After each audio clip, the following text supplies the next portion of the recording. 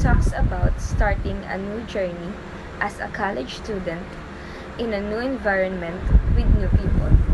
Tapos paglingon mo, may kasama na siyang iba, yung classmate niya, kaya iyak ka na lang, hindi ka kasi geng-geng. Talks about walking through a path that is completely unfamiliar and vague. And as we walk through the new hallways of here in CEFI, we unfold a new day. New day? Oo, new day. Para sabihin, para saan nga ba ako bumabangon? Siyempre, sa baon! Creating new memories and forming friendship as we take this road. Being completely aware that there will be highs and lows. Kaya, huwag kang magreklamo. Ginusto mo yan, di ba? We still strive and find our way to learn, embracing our good and bad aspects in life, taking challenges and embracing our fears and dreams as we move forward. Yes, move forward din, te. Hindi yung pinipilit mo pa, pero wala naman talaga. One-sided love lang, ganun. Uto-uto ka kasi.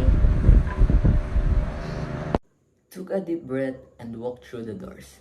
It's my freshman year and I'm treading through these hallowed halls. As I begin this journey, the years ahead are vague. Now, the ship has sailed. Isinara ang pinto, unang taon. Mga pasilyong pagod, simula ng lahat. Mga taon sa harap ngayon, lumubog na ang barko. Ito na, walang atrasan, isang taon na walang humpay na laban, at isang buhay na walang kasiguraduhan. In the hallways of Sefi, where days slowly unfold, stories of success and tales yet to be told. From early morning classes to late nights, together the joys, challenges, and destinies of students unite. The friendship formed like gems of gold, brightening my day as stories unfold. Laughter and joy in every class, moments of bliss that will forever last. Treasure ka ba? Kasi wala kang alam na mapagkukunan ng lakas kundi ikaw.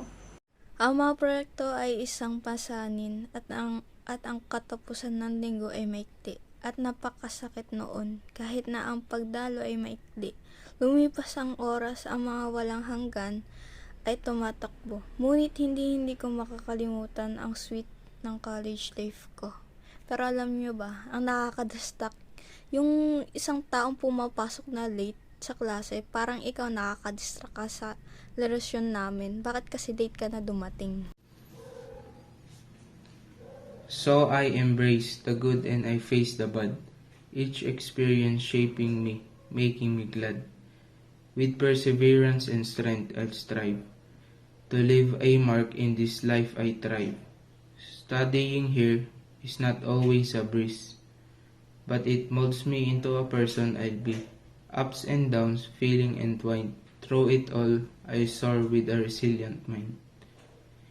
Kahit hindi laging madali, patuloy kang sumulong at harapin ang mga pagsubok.